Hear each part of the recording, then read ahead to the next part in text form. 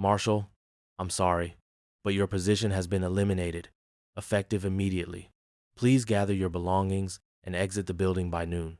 I didn't look him in the eye.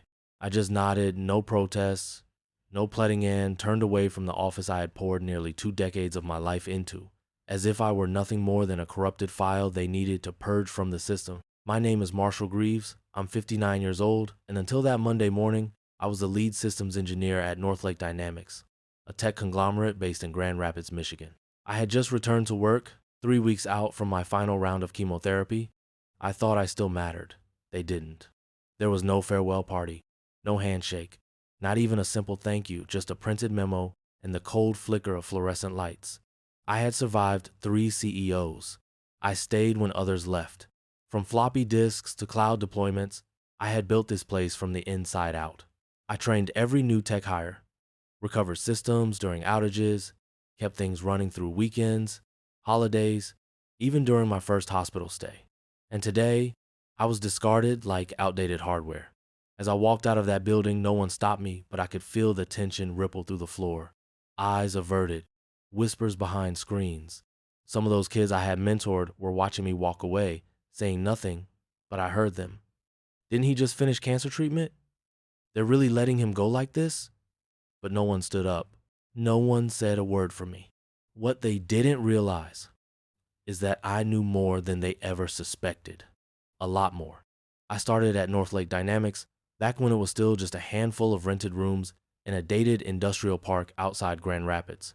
Before the glass towers, before the IPO, before the buzzwords like innovation hubs and digital acceleration were plastered on every hallway banner.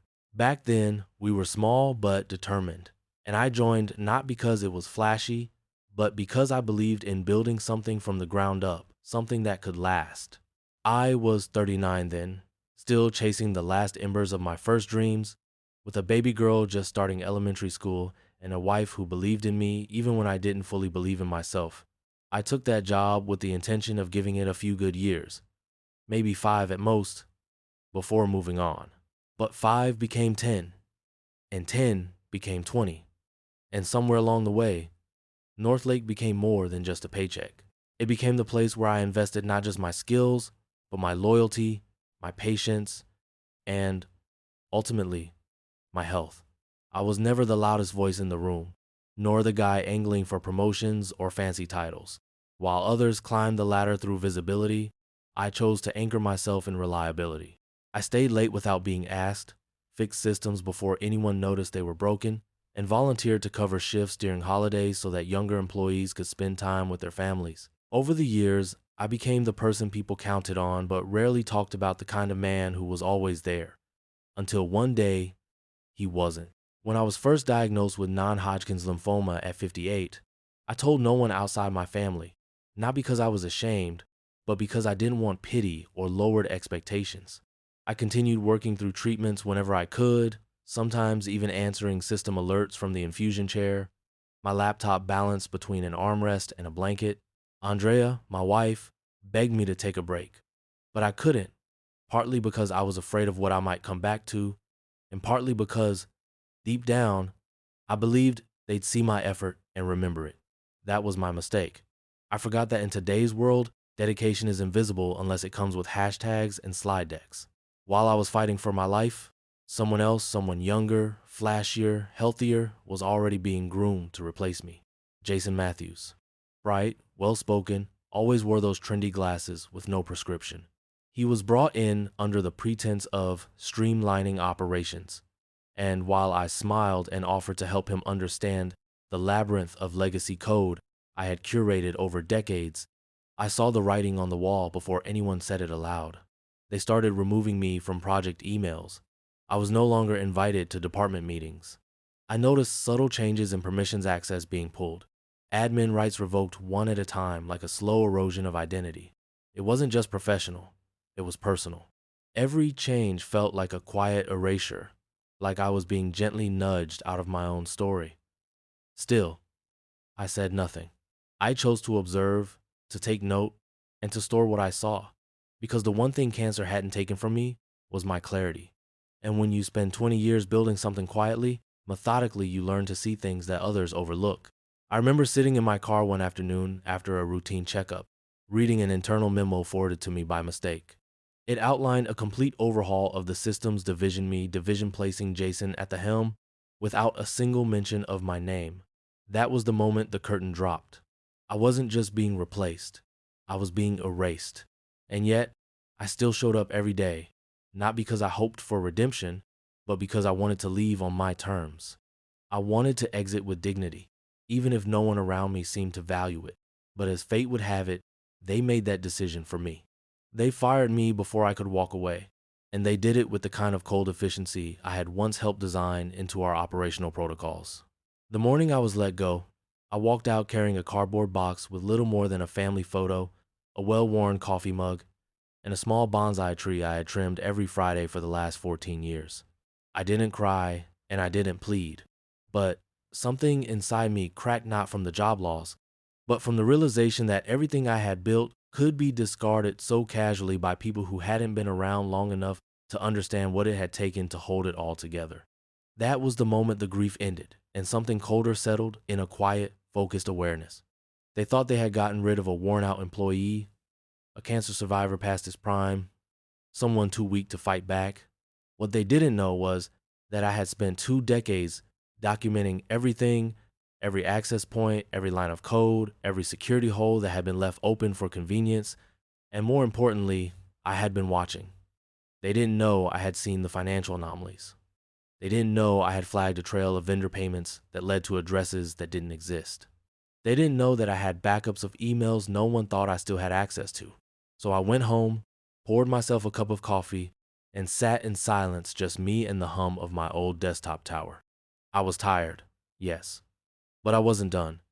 And while the cancer had taken part of my body, it had not taken my mind, my instinct, or my integrity. They thought I was finished. But what they didn't realize was this was just the beginning. The house was quiet when I stepped through the door, not the kind of comforting silence that comes at the end of a long day, but the heavy, hollow kind that settles when something irreversible has happened. I placed the box of my things on the dining room table and just stood there for a while, unsure whether I was more exhausted from the weight of what had just happened or from the realization that the world I had built my life around no longer existed. Andrea was upstairs folding laundry when I came in. She didn't ask right away. She just looked at me and knew. After almost 30 years together, there were no performances between us, no need to fill the space with noise. She walked over, wrapped her arms around me, and let me rest my head on her shoulder. I didn't cry, not then, but the quiet pressed hard against my chest, like it was trying to break something loose. Later, she made tea and sat with me on the porch as the sun dipped behind the neighbor's roof, casting long, cold shadows across the lawn we had mowed together 100 times before. I told her everything, how they'd called me in without warning, how the HR director wouldn't even meet my eyes, how the man I once trained was already sitting in my chair before I'd even shut down my terminal. She listened, nodding, her fingers wrapped tightly around her mug like she needed to hold on to something solid. "You gave them everything," she said softly, "and they took it like it meant nothing." I nodded because there was nothing else to say. I'd spent 2 decades turning that company's chaos into order, quietly and without credit, and now it was as if I'd never been there. The system I had built was still running, the tools I had developed were still in use, but the man who made them had been deleted without so much as a confirmation prompt. The next morning, I woke up at my usual time, 5:45 a.m., out of habit more than necessity. For the first time in years, there was no alarm, no calendar reminders, no urgent system alerts blinking on my phone, just silent. I made coffee, walked out to the porch in my slippers, and sat there as the world around me carried on as if nothing had changed. Somewhere across town, the lights at Northlake Dynamics flickered on. People badged into the building I had once entered every day before sunrise. The servers I had nursed through 1,000 crashes hummed under someone else's watch now, though I doubted they really understood what they were watching. I thought about Olivia, our daughter, who was finishing her final year of law school in Denver. I hadn't told her yet. She'd be furious, and part of me didn't want her to see me like this, hollowed out, unsure, not the man who'd once taught her to keep standing, no matter how hard life tried to knock her down. I stared out at the trees, watching a single orange leaf drift slowly to the ground, and felt something inside me begin to wither alongside it. The days that followed blurred together. I applied for jobs I didn't want, filled out forms for unemployment, and stared at spreadsheets on my home computer with no real purpose except to pretend that I was still useful. I told myself it was temporary, that I'd bounce back, that someone out there still valued experience over youth, consistency over charisma, but the silence on the other end of every email said otherwise. I started noticing things I'd missed before, like how much pain the treatments had actually left behind. My energy dipped halfway through the day, and sometimes my joints ached so deeply I had to sit down just to tie my shoes. Before, I had buried those discomforts beneath work, purpose, motion. Now, with no structure to hold me up, they floated to the surface like wreckage from a ship I hadn't realized had already sunk. Andrea tried to help. She suggested hobbies, volunteer work, long walks by the lake, but I knew what she was really trying to do, keep me from disappearing into myself. And she was right to try, because the truth was, I was retreating. I felt like a ghost in my own home, present in body but not in spirit, lost in thoughts that never stopped circling the same dark question. Was I ever more than what I gave to that company?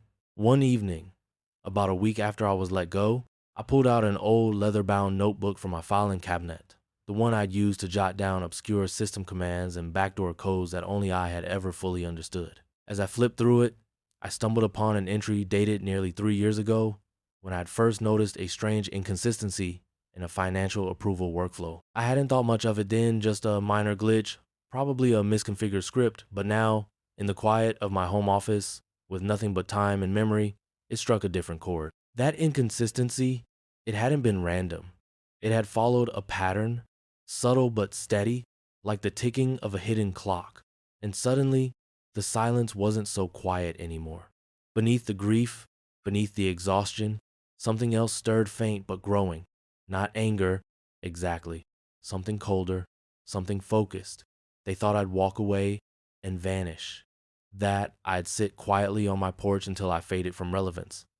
But I hadn't spent 20 years learning every contour of that company's infrastructure just to be buried beneath it. And if they thought they could erase me without consequence, they had underestimated the very man who taught them how systems fail when no one's watching. It began, as so many revelations do, not with a sudden burst of clarity, but with something small, something easily missed if I hadn't been conditioned, through years of late-night troubleshooting and forensic log reviews, to notice the noise between the signals. That evening, after Andrea had gone to bed and the house settled into its usual rhythm of creaking wood and ticking clocks, I returned to the notebook I'd pulled from the cabinet earlier in the week. Something about that page, the one dated 2 years ago, kept circling in my mind, tugging at a thread I hadn't realized was loose. The note was brief, almost casual.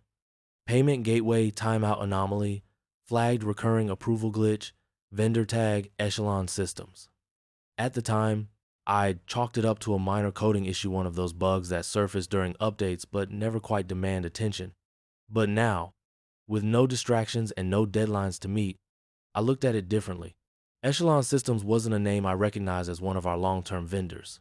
And yet, the word recurring nagged at me.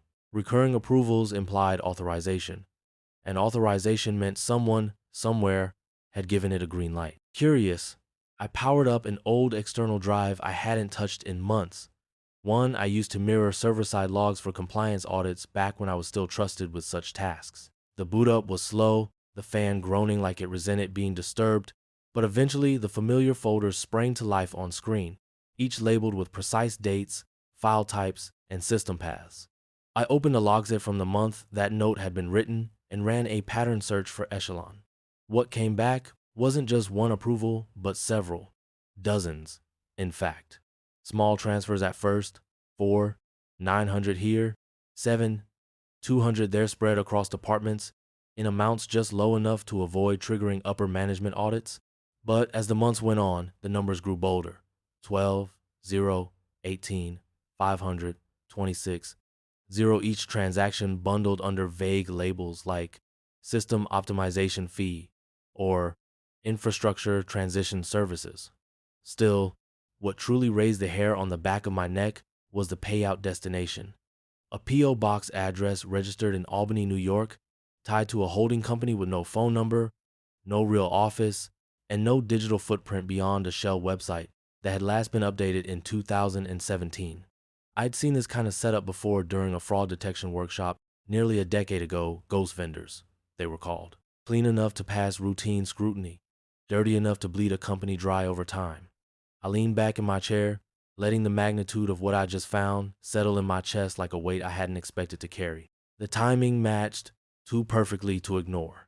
The payments had started shortly after Jason Matthews Northlake's Golden Boy consultant had joined the company. At the time, his role had been vaguely defined, something about systems modernization, though he'd never seemed interested in learning how the legacy frameworks functioned. Instead, he spent most of his time in closed-door meetings with upper management, appearing in the office just enough to seem involved without ever touching real infrastructure. And then there was the access history. Pulling up the archive login audits, I filtered for elevated permissions during the months of the echelon transfers. Unsurprisingly, I found a pattern. Admin-level authorizations issued under the CFO's credentials. Ronald Berenger, a man known more for his golf handicap than for his understanding of tech systems. The access was precise, targeted, and deliberately limited to avoid triggering automated alerts. Whoever had orchestrated this wasn't just skimming, they were doing it smart. I could have stopped there. I could have printed the reports, called an attorney, or even tipped off a journalist. But something inside me, something deeper than anger or pride, told me to wait, to watch, to gather more. Because this wasn't just about embezzlement, and it wasn't just about betrayal, it was about how easily people in power believed they could rewrite history by erasing those who built it. Over the next few days, I reviewed every log, every transaction, every vendor file that had ever raised a whisper of doubt in my mind. I traced shell corporations, matched invoice templates, and uncovered signatures that had no business approving funds. One subsidiary, Allegro Dynamics, was supposedly a cybersecurity partner based out of Chicago, but the listed phone number rerouted to a voicemail in Louisiana. Another vendor, ClearPath Analytics, billed us 90-0 in a single quarter for predictive modeling software, though no such tools were ever deployed on our servers. It was no longer a question of whether something illicit had occurred, but how deep it ran on, how many people had silently participated, either out of greed or out of fear. I created encrypted backups of everything twice and stored them on two separate devices, one in the safe at home and another in a locked safety deposit box at a bank branch. Andrea didn't even know I used, not because I didn't trust her, but because I didn't want her pulled into whatever storm this might become. And make no mistake, I knew a storm was coming. As I sat at my desk, surrounded by glowing screens and digital evidence, I felt something shift. The grief that had once weighed me down was giving way to purpose. My body was still healing from the war cancer had waged inside it, but my mind, sharpened by years of subtle observation and quiet resilience, was alert, focused, and now entirely free from the constraints of corporate loyalty. They had fired me, thinking they'd eliminated a problem, but they had simply given me time. By the time I'd finished cataloging what I'd uncovered, the silence that once haunted me no longer felt like a void, it felt like space being cleared for something greater. And though I moved quietly through the days, outwardly no different than the man they thought they'd dismissed, something inside me had shifted in a way that couldn't be undone. I was no longer drifting between grief and fatigue. I was alert, coldly focused, and perhaps for the first time in years, completely untethered from the need to be liked or to belong. I began by building a roadmap, not a plan of revenge, at least not in the traditional sense, but a framework for truth to reveal itself in the most inconvenient places for those who had profited from deception. I didn't want retribution in the form of shouting matches or lawsuits. What I wanted was precision, exposure, consequence. I wanted the truth to become undeniable, even to the ones who had buried it. Sitting in my home office one afternoon, with a spreadsheet open on one monitor and server access logs on the other, I crafted a dossier that would make any compliance officer sit bolt upright. But I didn't send it, not yet. Timing, I knew, was everything. I needed to understand the internal cadence of Northlake's operations from the outside, and so I reached out to the few people I still trusted. Stephen Kirkland was one of Thema Junior Systems analysts I had trained myself, quiet, dependable, and painfully green in corporate politics. I emailed him using an encrypted alias, a generic consulting address I had registered years ago for software testing purposes, and posed a simple question. Has anything unusual happened with finance logs in the past week? His reply was immediate but cautious. Not sure what you mean. But there's been tension, meetings behind closed doors. Jason's been nervous.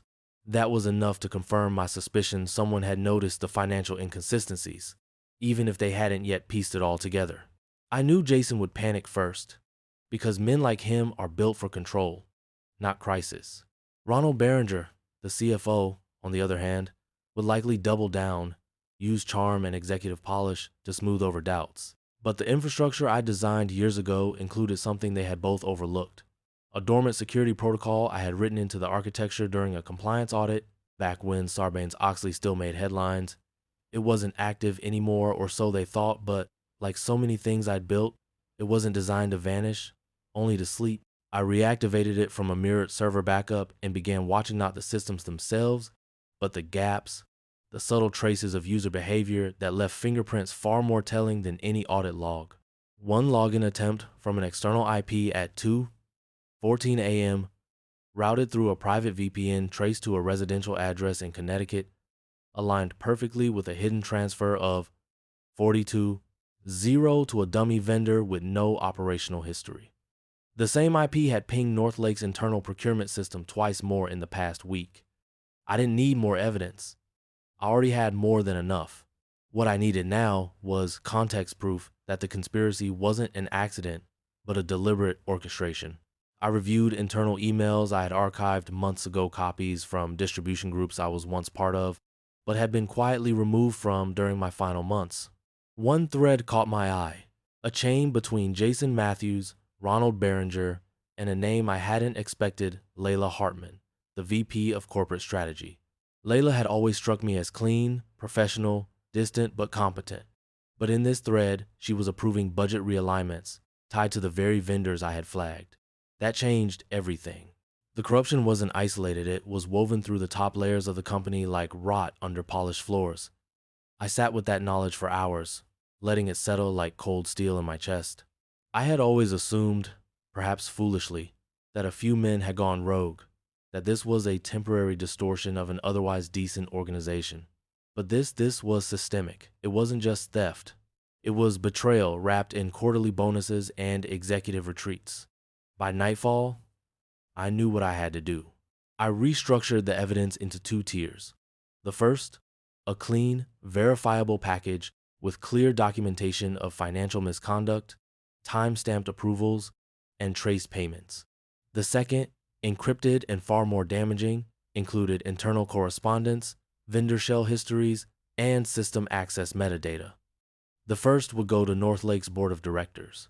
The second would be reserved for law enforcement if it ever came to that.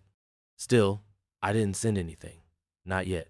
Because Thursday was approaching, and with it, the quarterly board meeting, a perfect moment to shatter the illusion from within. To force confrontation, not through scandal, but through exposure. And if there's one thing I learned over 20 years in IT, is that people don't fear the truth itself. They fear when the truth arrives where it can no longer be ignored. So I waited. And while I waited, I did what I had always done. I documented, prepared, verified. Not because I needed validation, but because this time, I wasn't just defending a system, I was defending my own story. They had taken my title, my office, and my health, but they hadn't taken my integrity. And in a world run by people who bet against the quiet man walking out the door, that was going to be their biggest mistake.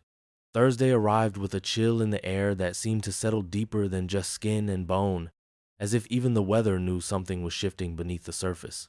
I woke early, not from habit this time, but from purpose, and sat quietly in the kitchen as Andrea prepared for her day, her movements deliberate but gentle, as though she sensed I needed the world to remain steady, at least for one more morning. She didn't ask what I planned to do, and I didn't offer to tell her, not because I didn't trust her, but because what I was about to do needed to be mine alone. At exactly 8:15 a.m., I parked across the street from Northlake Dynamics' main campus, my car positioned where I could see the steady stream of employees entering through the front doors, each one swiping their badge without hesitation, unaware that the ground beneath them was about to shift. My laptop rested beside me on the passenger seat, already connected to a masked email server routed through layers of secure proxies I had designed years ago as part of a contingency plan no one ever thought I'd need to use. That, I found, is the great irony of security systems. They are only respected until the day someone assumes they're obsolete. At 8:17, I hit send. The email, marked confidential, immediate review required, landed in the inbox of every member of Northlake's board of directors.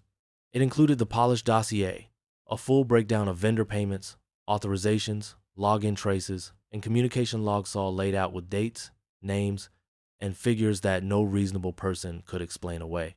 I didn't editorialize or accuse. I let the data speak in the language corporate leaders understand best. Liability. I waited. Not for applause, not for retaliation, but for the inevitable ripple. At 8:41, my phone buzzed. Caller ID. Unavailable. I let it ring. 2 minutes later, a second call, this time from Vanessa Carr, Northlake's lead HR counsel, then another from Jason Matthews, then Behringer. I didn't answer any of them. I didn't need to. I already knew what they wanted to contain, to intimidate, to shift the narrative before it took on a life of its own. But what they didn't yet realize was that the story had already begun writing itself, and this time, I was the author. By 9:00 a.m., I received a message from Stephen. His words were clipped, urgent. Something's happening. Emergency finance meeting. Jason's pacing. People are whispering your name. And then, 10 minutes later, the final confirmation. Police just arrived. They're speaking to Behringer. Jason looks like he's seen a ghost. I closed my laptop slowly and set it on the back seat. I wasn't surprised, and I wasn't triumphant. I simply felt still, like a man who had dropped the final stone into a pond and was now watching the last ring ripple outward. The calm that followed wasn't peace exactly, but clarity, the sense that, for once, the truth had reached the room before the spin could settle in. Around 10:30, as I sat in the corner booth of a diner 20 miles west of town, sipping coffee that had long gone cold, my phone rang again. This time I answered. Mr. Greaves? The voice on the other end was professional, composed. This is Erica Nolan, General Counsel for Northlake Dynamics. I'd like to request a meeting to discuss the material you provided to our board. There's nothing more to discuss, I replied, keeping my voice steady. Everything is already in your possession. We take these matters very seriously, she continued. The board is reviewing the situation, and several executives have been placed on administrative leave pending investigation. However, we would appreciate your cooperation in resolving this privately. I paused, letting her words hang in the air before responding. Everything I know is in the report, and everything I have is backed up in multiple locations. If anything happens to me or my family, additional copies go straight to the SEC, the IRS, and 3 national news outlets automated, no passwords needed. There was a long silence on the other end before she spoke again, her voice now lower, more deliberate. We understand. Please know the board is committed to ensuring accountability. I didn't reply. I simply ended the call and leaned back in my seat, watching as a couple of blue-collar workers walked in, laughing about something that had nothing to do with stolen millions or betrayal. It reminded me, briefly, of who I used to be before the scans, before the layoffs, before I realized how expendable loyalty had become. Later that afternoon, I received another message, this one from Robert Langston, a former board member I had worked with during a cybersecurity overhaul years ago. Marshall, it read, we owe you more than an apology. If you're available, the board would like to speak with you urgently. I didn't respond right away, not because I was unsure, but because I knew the moment I replied, the power would begin shifting again. And I needed time to decide whether I wanted to walk back into that building as someone who once served it, or as someone it had underestimated for far too long. As evening approached, Andrea joined me on the porch. I told her everything, how the emails had landed, how the meetings had ignited behind closed doors, and how, for the first time in months, I no longer felt invisible. She listened, then said something I hadn't expected. Whatever you decide next, make sure it's for you, not for them. And in that moment, I realized the revenge wasn't in taking down those who had betrayed me. It was in proving that no matter how quietly I had moved through those hallways, I had always been watching, always building, always ready. The news broke quietly at first, just a brief headline tucked between market updates and tech sector reports. Internal audit disrupts operations at Northlake Dynamics, senior executives under investigation. No names were listed, No dramatic photos, just a few lines suggesting financial irregularities and pending reviews. But I knew how these things worked. The press would follow the paper trail, and by the time the weekend arrived, the anonymity those men had once hidden behind would crumble under the weight of subpoenas and boardroom whispers that couldn't be silenced anymore. By Friday morning, I was back on my porch with a cup of black coffee, the air crisp and sharp the way late October tends to be in Michigan. My laptop was shut, my phone face down beside me, but I wasn't idle. I was waiting because I knew that in the corporate world, truth doesn't just cause consequences, it triggers recalibration. Institutions survive by adapting, by removing infection and pretending they never nurtured it. At 9:12 a.m., my phone rang again, this time from a number I recognized, Robert Langston, former board member, trusted by few but respected by those who paid attention. We had worked together years ago when I'd helped overhaul North Lake's security policies after a data breach no one wanted to admit had happened.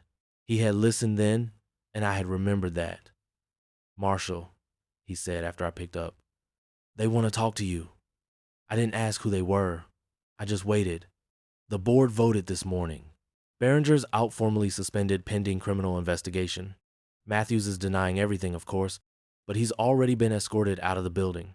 And Layla? She's lawyering up. I let that sink in, not because I needed the validation, but because some truths deserve their own silence. "They're creating a new role," he continued, his voice dropping into a lower register. "Chief Information Security Officer. Full executive rights, reports directly to the board, no more interference from operations. We want you to fill it." I said nothing at first. I just looked out across the neighborhood, watching a postal truck move methodically from box to box.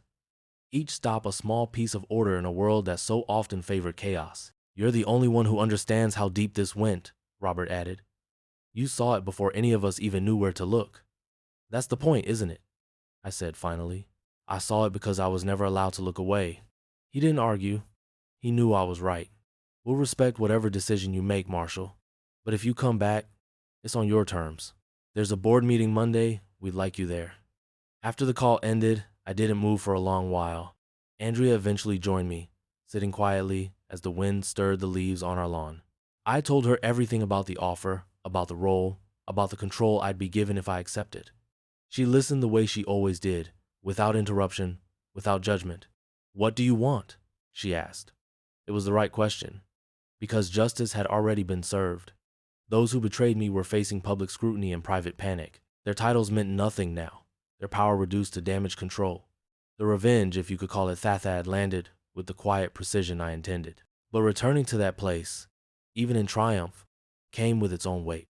I thought about the old office I used to sit in, the hallway where I'd once greeted new hires with quiet encouragement, the server room I used to treat like a second home, and I thought about the way it had all ended, how my badge was disabled without a word, how they'd watched me leave as if I were just a logistical issue being resolved.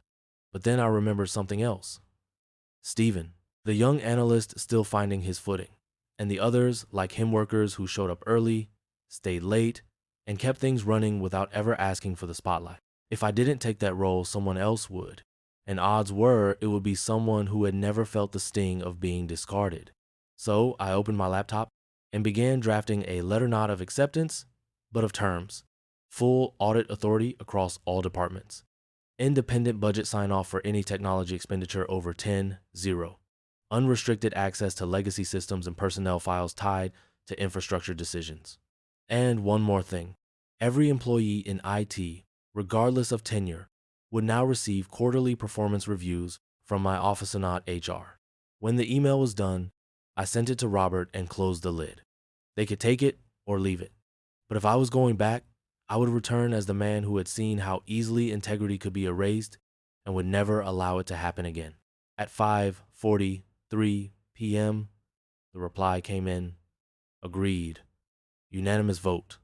"Welcome back, Marshall." Andrea glanced over at me. "That a yes?"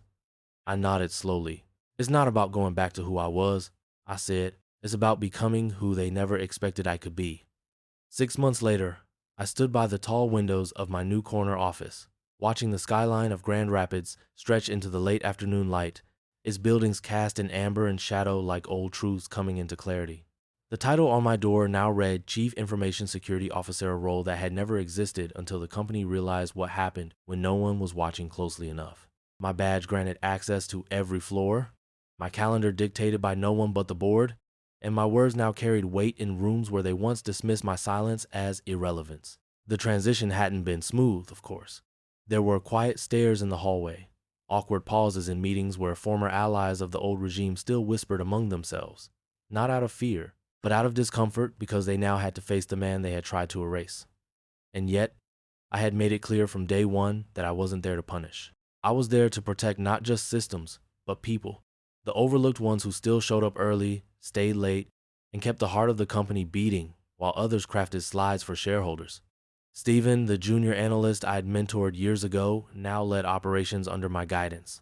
He still wore that nervous energy on his sleeves, but I had seen enough of the world to know that those who doubt themselves tend to pay more attention than those who believe they have all the answers. I gave him room to grow, but I never let him forget that someone was finally watching the watchers and that trust, once earned, had to be protected. The fallout from the investigation had unfolded exactly as I expected.